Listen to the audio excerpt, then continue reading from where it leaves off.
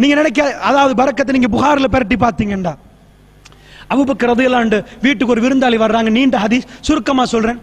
அவர் Abu Bakr ரலியல்லாஹு அன்ஹு ரசூலுல்லாஹ்வோட சாப்பாடு அடிக்க போயிட்டாங்க. விருந்தாளிகள் சாப்பிடல. வீட்டுக்கு வந்து கேட்கிறாரு, மகன்ட்ட என்னப்பா சாப்பிடலையா? இல்ல. விருந்தாளிகள் சொல்றாங்க, நீங்க இல்லாம நாங்க சாப்பிட மாட்டோம். அபூபக்கர் கோவத்தோட உட்கார்றார். இவ்வளவு நேரம் சாப்பிடலையா? சரி என்று சாப்பிட ஆரம்பிக்கிறார். விருந்தாளிகள் எல்லாரும் சாப்பிடுறாங்க. புகாரில் இந்த ஹதீஸ் வருது. சாப்பாட்டு முடிக்கிறாங்க. அவங்க நினைக்கிறாங்க, உம்மர் சொல்றாங்க, என்னமோ நடக்குது, எடுக்கிறோம் குறையுது இல்லை என்றாங்க. அபூபக்கர் நானும் அப்படி உணர்றேன் என்றாங்க. குறையல் என்றாங்க. விருந்தாளிகள் சாப்பிட்டாங்க. எல்லாம் சாப்பிட்டு அப்படியே நிற்குது. அவர்கள் ஆச்சரியத்தை பார்த்தாங்க. அல்லாஹ்வுடைய பரக்கத். அதுல ஒரு பகுதியை ரசூலுல்லாஹ்வுக்கு கொண்டு போய் கொடுத்தாங்க. அந்த பரக்கத்தை அல்லாஹ் நிகழ்த்தியிருந்தான். அல்லாஹ்வுடைய நல்லடியார்களே, அதனால் பரக்கத் என்று சொல்லுவது அல்லாஹ்வுடைய நல்லடியார்கள் நினையாப்புறத்திலிருந்து அல்லாஹ் தருவது. இதை எதிர்பார்க்கறதுக்கு பாட்டை போட்டு, கூத்த போட்டு, கும்மாளத்தை போட்டு, பெருமையை போட்டு ரசூலுல்லாஹ்விட சிறந்த ஒரு ஆளா, ஃபாத்திமா ரலியல்லாஹு விட சிறப்பான ஒரு பொம்பளையா கல்யாணம் முடிச்சு வைப்போம் பரவாயில்ல, அப்படி அதை விட சிறப்பா? எனக்கு தெரியாது, எனக்கு தெரியாது. அல்லாஹ்வுடைய நல்லடியார்களே, யாருக்கு இந்த திருமணம்? இஸ்லாம் எதை காட்டியது? நாங்கள் தைரியமாக அவைகள் எல்லாம் தாண்டி போகிறோம். எங்களுக்கு துவா வருமா, பதுவா வருமா? அல்லாஹ்வுடைய நல்லடியார்களே, மலக்குமார்கள் எங்களுக்கு துவா செய்வார்களா, பதுவா? எங்கே வாழ்க்கை? ஏன் இவ்வளவு டிவோர்ஸ்? ஏன் இவ்வளவு பிரச்சனை? ஏன் இவ்வளவு கசப்பு? இந்த கசப்புகளை ஏன் நான் பேசுறேன்டா, நான் இருக்கிற சீட்டில் எக்கச்சக்கமான அழுகைகளை நான் கேட்டிருக்கேன். எக்கச்சக்கமான அழுகைகள், கணவன் மனைவி பிரச்சனைகள். அல்லாஹ்வுடைய நல்லடியார்களே, அவையெல்லாம் கேட்டு ஒவ்வொரு விதமாக கணவன் மனைவி பெண்கள் தேம்பி தேம்பி அழுவதும், குடும்ப பிரச்சனைகளும், அவர்களுக்கு வாழ முடியாமல் இருந்தது தேடி பார்த்தால் தைரியமாக அவர்கள் அல்லாஹ்வுடைய வரம்புகளை மீறி இருந்தார்கள். அல்லாஹ்வுடைய நல்லடியார்களே, ஒரு போதும், நான் இப்பொழுது சொல்லுகிறேன், எழுதி வைத்துக் கொள்ளுங்கள், ரப்புல் ஆலமீன் ஒரு போதும் மூமின்களை கைவிட மாட்டான், மூமின்களை தத்தளிக்க விட மாட்டான், மூமின்களை கவலைப்பட விட மாட்டான். வல்லாஹி வல்லாஹி, அல்லாஹ் மீது ஆணையாக, இன்ன லா யுக்லிஃபுல் மீஆத், அவன் ஒரு போதும் வாக்கு மீற மாட்டான். நீங்கள் நினைக்கிறீர்களா உங்களை அவன் கைவிடுவான் என்று? வரலாறு நெடுங்கிலும் அது நடக்கவே இல்லை தாய்மார்களே, வரலாறு நெடுங்கிலும் அது நடக்கவே இல்லை பெரியவர்களே. ரசூலுல்லாஹ்வுக்கு கவலை, உச்சகட்டமான கவலை. 6 பிள்ளை, சின்ன சின்ன பிள்ளைகள், அமர்கலமான வாழ்க்கை. இஸ்லாத்தை பிரச்சாரம் செய்வதற்கு போறாங்க. எனக்கு ஞாபகம் சரி என்றால் ஃபாத்திமாவுக்கு 8 வயசு. ரசூலுல்லாஹ் சஜதாவிலே காபத்துல்லாவுக்கு முன்னாடி சிலைகள் வணங்கப்படுகிற அந்த நேரத்தில் காபத்துல்லா சஜதாவில் ஒட்டகத்தை அறுத்து அந்த குடல்களை எல்லாம், வீசுற குடல்களை அரபிகள் சேர்த்து வைத்திருந்தாங்க. அதையெல்லாம் கொண்டு வந்து ரசூலோட தலைக்கு போடுறாங்க. களத்தில் போட்டா தூக்க முடியாத அளவுக்கு கடுமையான பாரம். ஒரு 7-8 வயசு இருக்கும் ஃபாத்திமா ரலியல்லாஹு அன்ஹா. திட்டினார்கள் ஃபாத்திமா ரலியல்லாஹு அன்ஹா, எங்க வாப்பா செஞ்ச பிழை என்ன, அவர் செஞ்ச நன்மைக்கு அந்த மக்கள் கொடுத்த பரிசு என்ன, அவருடைய நல்ல தன்மைக்கு அவர்கள் கொடுத்தது என்ன, அவருடைய நியாயத்துக்கு அவர்கள் கொடுத்தது என்ன, அவருடைய நேர்மைக்கு அவர்கள் கொடுத்தது என்ன, அவருடைய அழகான வழிமுறைகளுக்கு அவர்கள் கொடுத்தது ஒட்டக குடல்களை கொண்டு வந்து தலையில போட்டது. அறுக்கப்பட்ட சாப்பிடப்பட்ட ஒட்டக குடல்கள் கொண்டு வந்து போட்டாங்க. அந்த ஒட்டகங்களை எடுத்துட்டாங்க. அந்த ஒட்டகத்திலிருந்து வீசுற குடல்கள் மெல்ல மெல்ல ஃபாத்திமா ரலியல்லாஹு அன்ஹா அகற்றினாங்க. அகற்றிட்டு ரசூலுல்லாஹ் எழும்பின உடனே சொன்னாங்க, யா அல்லாஹ், இவனை குறிவைத்துக்கொள், அபூ ஜஹல், உத்பாவ, ஷைபாவ, உமையாவ குறிவைத்துக்கொள். அல்லாஹ் மீது ஆணையா. பத்ர் நடந்தது, ரமலானுடைய 17. அவர்கள் எல்லோரும் வந்தார்கள். குறைஷி குஃபார், குறைஷிகளுடைய தலைவர்கள் அபூ ஜஹல், உத்பா, ஷைபா, உமையா, இவர்கள் தான் தலைவர்கள். வல்லாஹி அவர்கள் யாரும் மக்காவுக்கு திரும்பி போகல. அவர்கள் யாரும் மக்காவுக்கு திரும்பி போகல. ஒரு போதும் அல்லாஹ் மூமின்களுக்கு கொடுத்த வாக்குறுதியை மீற மாட்டான். ரசூலுல்லாஹ் இந்த பிள்ளைகளோடு தான் கொஞ்ச நெஞ்ச அமர்கலத்தை கொண்டாடினான். ஹதீஜா ரலியல்லாஹு அன்ஹா பத்தி நான் உங்களுக்கு சொல்ல தேவையில்லை. ரசூலுல்லாஹ் ஆயிஷா நாயோட வாழ்ற நேரம் கூட ஹதீஜா தங்கச்சி வந்து கதவை தட்டுறாங்க. ரசூலுல்லாஹ் என் ஹதீஜாவான்னு கேட்டாங்க. ஆயிஷா நாய் கொஞ்சம் மனைவி என்ற அடிப்படையில் இன்னும் அவங்கள மறக்கலையா, ஒரு ரிவாயத்தில் நான் நினைக்கிறேன் அந்த கிளவியை மறக்கலையான்னு மாதிரி பேசினாங்க. அது உணர்வு, அது மனைவிமார்களுக்குள்ள வர்றது. ரசூலுல்லாஹ்வுடைய அன்பு அப்படியே இருந்தது. ஜபலுன் நூர், இரா குகை. ஜபலுன் நூரை நீங்கள் பார்த்திருப்பீங்க, அந்த மலையை.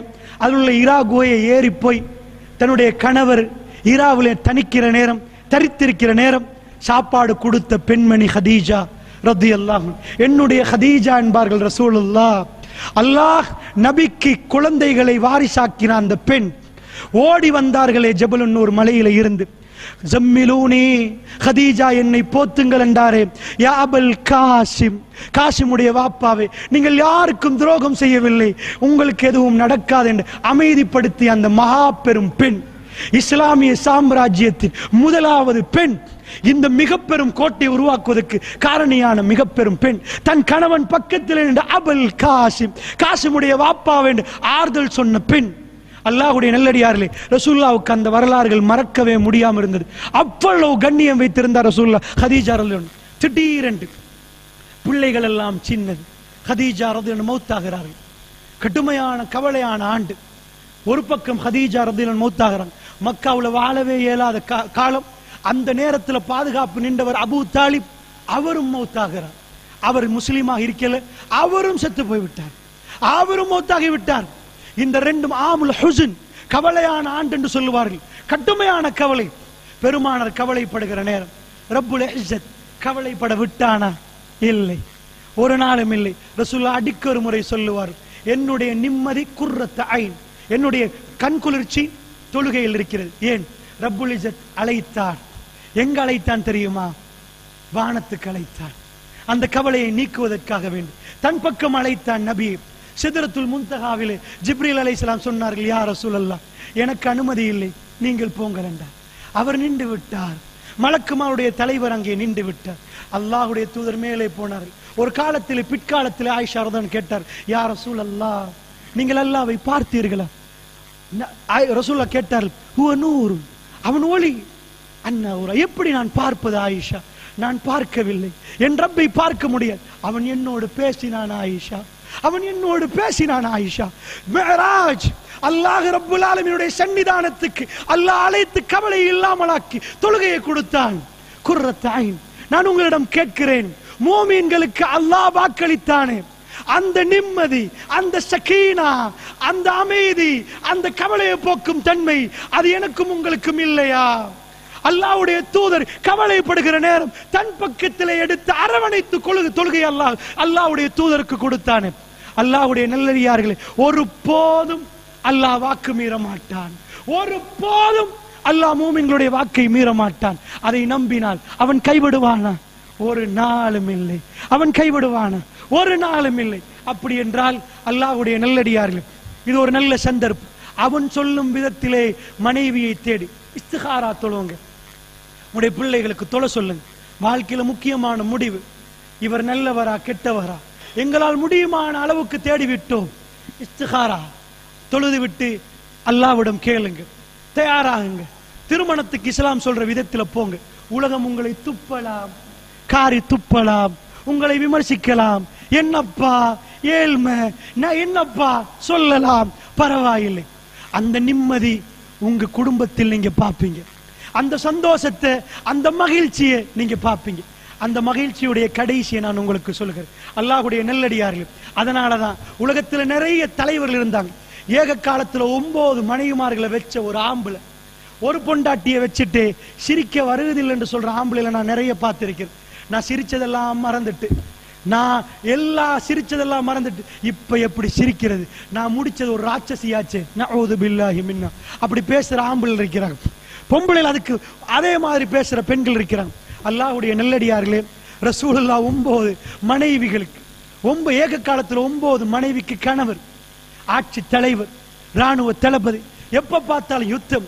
அவருடைய ரிலாக்ஸ் தெரியுமா? ஒரு மனநோயாளியை பார்க்கிறதுக்கு ஒரு மெத்தட் இருக்குது. நீங்க போய் அப்சசிவ் கம்பல்சிவ் டிசார்டர், ஓசிடி என்று சொல்லுவார்கள், பைபோலார் டிசார்டர், இந்த மாதிரி சில டிசார்டர்கள் இருக்குது. அவர்கிட்ட போய் கேளுங்க, மனநோய் வந்துட்டா அவங்க சொல்லுவாங்க, சிரிச்ச நாள் தெரியாது. சிரிக்கிறண்டா வாயால சிரிக்கிறது வேற, வாய் விட்டு சிரிக்கிறது வேற, சும்மா பல்ல காட்டி சிரிக்கிறது வேற. அந்த சிரிப்பு வராததுதான் அந்த நோய். சிரிச்ச நாள் தெரியாது, சிரிப்பு வராததுதான் அந்த மனசுல அடைச்சது. முந்தியவர்கள் சொன்னாங்க, அவங்களுக்கு உளவியல் தெரியாட்டியும் வாய் விட்டு சிரித்தால் நோய் விட்டு போகும். நிஜமாக காய்ச்சல் போறது அவங்க சொல்லல, வாய் விட்டு. இன்றைக்கு சைக்காலஜி சொல்லுது, அந்த மனநோயில் உள்ளவர்களுக்கு ஒழுங்கா சிரிக்க முடியுமா ஆச்சண்டா? ஒழுங்கான சிரிப்பு, அப்நார்மல் சிரிப்புக்கு பக்க அது இல்லை, ஒழுங்கான சிரிப்புக்கு வர முடியுமா இருந்தா அவங்களோட நோய் போயிரும், ரிலீஸ் ஆகிரும், ஸ்ட்ரெஸ் ரிலீஸ் ஆகிரும். அல்லாஹ்வுடைய நல்லடியார்களே, ரசூலுல்லாஹ் எதுக்கு சிரிச்சாங்கன்னு பாருங்க. எக்கச்சக்கமான சிரிப்பு இருக்குது. ஒரு சபைக்கு வருகிறார் ஒரு மனிதர். யார சொல்லலாம், நான் ஒரு கனவு கண்டேன் யார சொல்லலாம், என் தலை வெட்டி உருண்டுட்டு போகுது, ரோட்ல பயமா இருக்குது யார சொல்லலாம், நான் கடுமையா பயப்படுறேன் யார சொல்லலாம். ரசூலோட பதில் என்ன? சிரித்தார்கள். இப்படி சிரித்தார்களா? கடைவாய் பற்கள் தெரியும் அளவுக்கு சிரித்தார். கொஞ்சம் யோசிச்சு பாருங்க, இதை சொல்ற நேரம் ஒரு மனிதனுக்கு சிரிப்பு வந்தா அவரே ஒரு ரிலாக்ஸா இருந்திருப்பார். சுப்ஹானல்லாஹ். ஒரு சைக்காட்டிஸ்டுக்கு இப்படி சிரிக்க இயலாது. அவனுக்கு பேஷண்ட்டை பார்த்து பார்த்தே பாதி சைக்கோவா இருப்பார். அதனால அவருக்கு சிரிப்பு வராது. அல்லாஹ்வுடைய நல்லடியார்களே, ரசூலுல்லாஹ் கடைவாய் பற்கள் அளவுக்கு திரிச்சிட்டு ஒண்ணு நடக்காதுப்பா, ஒண்ணு நடக்காது. ரசூலுல்லாஹ் வழிமுறையை சொல்லி கொடுக்குறாங்க. தூ ஒன்று எச்சி வராம துப்புங்க, அவுது பில்லாஹி மினஷ் ஷைத்தானிர் ரஜீம் சொல்லு. அல்லாஹ்வுடைய நல்லடியார்களே, நல்ல புரிந்து கொள்ளுங்கள், இதுதான் வாழ்க்கை. இவ்வளவு மனைவிமார்களை மேனேஜ் பண்ணி சிரிச்சிட்டு இருக்க முடியுமாக இருந்தால் அதான் வாழ்க்கை. அதனாலதான் எல்லோரும் மரணிக்கிற நேரம் நிறைய சிந்திப்பாங்க, பிள்ளைகளை கூப்பிடுவாங்க, பேசுவாங்க, கதைப்பாங்க, ஒவ்வொன்று சொல்லுவாங்க. ரசூலுல்லாஹ் மரணிக்கிற நேரம் தேடியது தன்னுடைய மனைவியுடைய மடியை. உலகத்தில் நீங்க எங்கேயும் பார்க்க மாட்டீங்க. மனைவியுடைய மடியில ஆயிஷா நாயகி சொல்றாங்க, என்னுடைய மடியில ரசூலுல்லாஹ் அவருடைய களத்து, அவருடைய தலை என் களத்துக்கும் நெஞ்சியிலையும் நான் அவரை கெட்டி பிடித்துக் கொண்டிருக்கிறேன். குல்சூராக்களை ஓதி தடாவி கொண்டிருந்தேன். ரசூலுல்லாஹ்வுடைய வேதனைகள் குறையட்டும் என்று நான் குல்சூராக்களை ஓதி தடாவி கொண்டிருந்தேன். சுப்ஹானல்லாஹ். மனைவியுடைய மடியை தேடும் அளவுக்கு சக்கராத், சக்கராத். அந்த அன்பை கொஞ்சம் பாருங்க, அந்த அன்பை கொஞ்சம் பாருங்க. வீட்டுக்குள்ள ஐசியூல இல்ல, எமர்ஜென்சி வார்ட்ல இல்ல, எங்கேயும் இல்ல, வீட்டுக்குள்ள தன்னுடைய மனைவியுடைய மடியில கடைசி நிமிடங்களை திங்கட்கிழமை காலையில எங்களுடைய தலைவர் விடுகிற அந்த நேரத்தை பாருங்க. இவரை விட உலக வாழ்க்கையிலே குடும்ப வாழ்க்கையை பற்றி பேசுவதற்கு யாரையாவது அருகதையாக உங்களால் காட்ட முடியுமா? நீங்கள் யாரை போய் கேட்கிறீர்கள்? யாரிடம் போய் அட்வைஸ் கேட்கிறீர்கள்? அல்லாஹ்வுடைய நல்லடியார்களே, மனைவி சொல்லுகிறார்கள், என்னுடைய கணவருடைய தலை கண்ணு மேலாக அப்படியே கூரையை பார்த்தது, அவருடைய விரல் மேலே போனது. அல்லாஹும்ம ஃபிர்ரஃபிக்கில் அல்லாஹ், உயர்வான தோழர்கள் என்று அவர் சொன்னார். நான் உணர்ந்தேன், என் மடியை விட நினைத்து விட்டார். என் மடி, அதே வாசகம் ஆயிஷா நாயகி சொல்றாங்க, என் மடி காலியாக போகிறது, என் கணவர் அதை விட்டு விட்டு சுவர்க்கத்தை தேர்ந்தெடுத்து விட்டார் என்று நான் உணர்கிறேன். நான் உணர்ந்தேன் அந்த நேரத்தில். ஏனென்றால் ரசூலுல்லாஹ் என் கையை நிப்பாட்டினார்கள். நான் குல்சூராக்களை ஓதி தடாவினேன், ரசூல் என் கையை பிடித்தார்கள். வேண்டாம் என்று சொல்வது போன்று ரசூலுல்லாஹ்வுடைய விரல் மேலே போனது, கண்ணு மேலே குத்தியது. அல்லாஹும்ம ஃபிர்ரஃபீக்கில் அலா என்றார்கள். கொஞ்ச நேரத்தில் கை விழுந்தது, ரசூலுல்லாஹ் மௌத்தாகி விட்டார். அல்லாஹ்வுடைய நல்லடியார்களே, எப்படி மனைவி புரிந்திருந்தார்கள், எப்படி மனைவி புரிந்திருந்தார்கள். இதை விட ஒரு குடும்ப வாழ்க்கை. அல்லாஹ்வுடைய நல்லடியார்களே, 63 வயது, 18 வயது, இதுதான் இன்பம், இதுதான் வாழ்க்கை.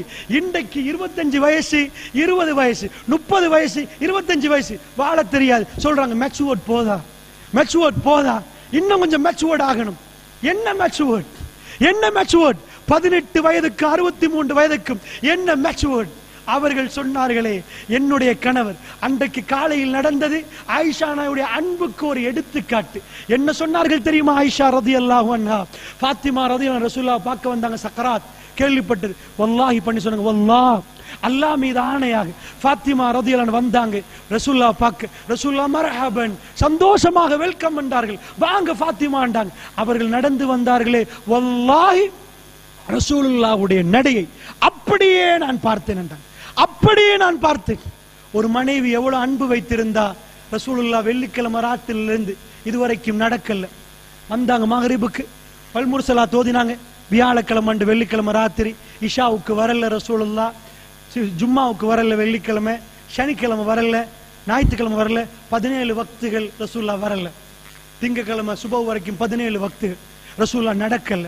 அதனால தன்னுடைய கல்பு, மனைவியுடைய கல்பு எதை எதிர்பார்க்கு?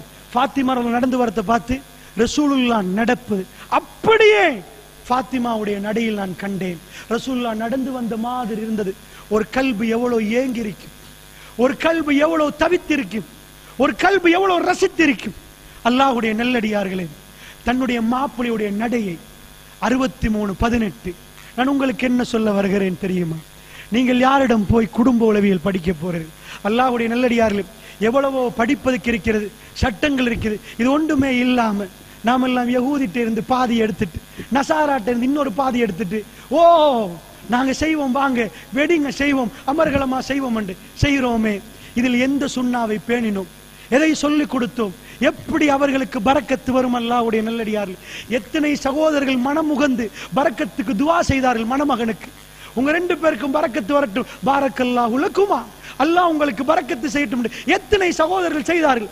எத்தனை நிக்காவுடைய பயானில் உணர்ச்சி பூர்வமாக அது பேசப்பட்டது, உணர்வு பூர்வமாக சொல்லப்பட்டது.